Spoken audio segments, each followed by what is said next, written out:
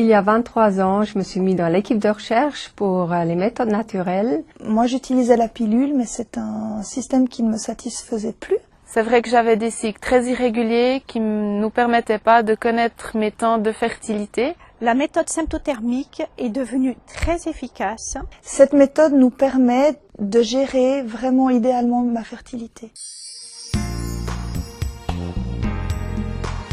Qu'est-ce que ces femmes ont en commun? Elles ont toutes le même souci, elles voudraient maîtriser leur fertilité de manière naturelle pour mieux concevoir un enfant ou pour faire de la contraception naturelle. Elles voudraient se dire « aujourd'hui je suis fertile » ou « aujourd'hui je suis infertile ». Ainsi je vis avec mon corps et non contre lui. Ces femmes voudraient utiliser une démarche à la fois naturelle, simple et sûre.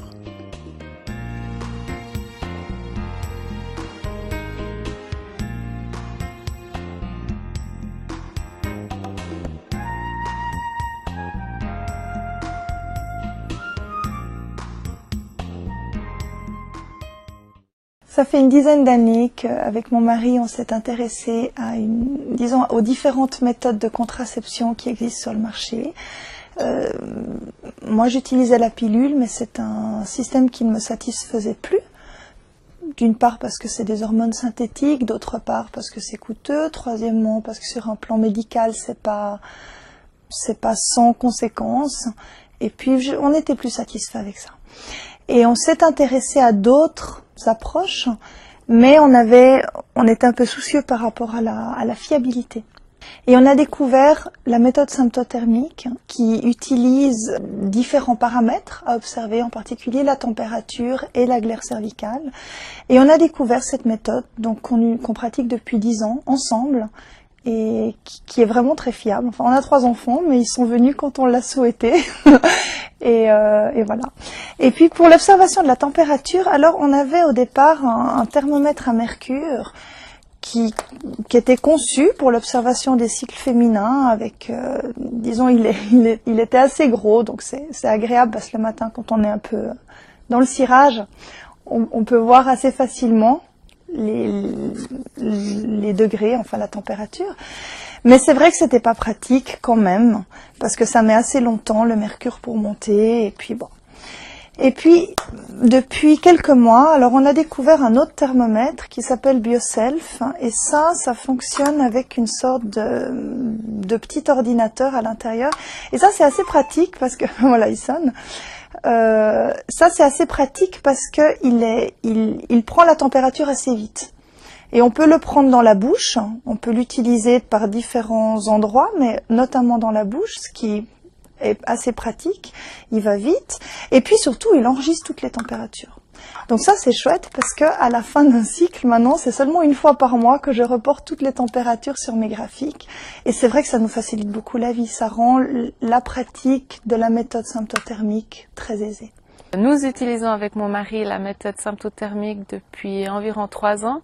C'est suite à la naissance de notre premier enfant que nous nous sommes posé la question quant à quelle méthode de contraception dans un premier temps nous allions utiliser. La pilule nous convenant pas, en particulier à moi. Nous avons pris l'option de découvrir cette méthode. Moi, je souhaitais connaître mon corps plus en détail, savoir comment fonctionnaient mes cycles, dans la mesure où j'avais des cycles très irréguliers, qui étaient souvent difficiles pour moi de gérer. La méthode symptothermique est très fiable. Elle permet d'une part pour la femme de découvrir son corps et de comprendre comment celui-ci fonctionne, et d'autre part elle permet pour le couple un dialogue qui n'existe souvent pas avec d'autres moyens de contraception. Actuellement, c'est une méthode que j'emploie aussi durant l'allaitement. Donc j'allaite mon 3e enfant. La méthode symptothermique est une méthode naturelle qui respecte le corps de la femme, ses cycles, et d'autre part, c'est une méthode qui est sûre. Nous l'avons dans un premier temps utilisée pour avoir des enfants. Maintenant, nous utilisons cette méthode dans le but de ne plus avoir d'enfants, donc comme moyen de contraception, de réguler les naissances. Et nous sommes convaincus, et l'un et l'autre, que c'est une méthode qui respecte mon corps et ma fertilité. Il y a 23 ans, je me suis mis dans l'équipe de recherche pour les méthodes naturelles, pensant que la fertilité appartient au couple. Et moi-même, comme je supportais très mal la pilule, je me suis dit c'est vraiment un chemin à découvrir. Et depuis ce temps-là, je n'ai plus décroché. J'ai eu mes 3 enfants la semaine où j'étais prête à les accueillir. Donc ça a vraiment super bien marché. Et j'aimerais transmettre ce savoir au plus de couples possible.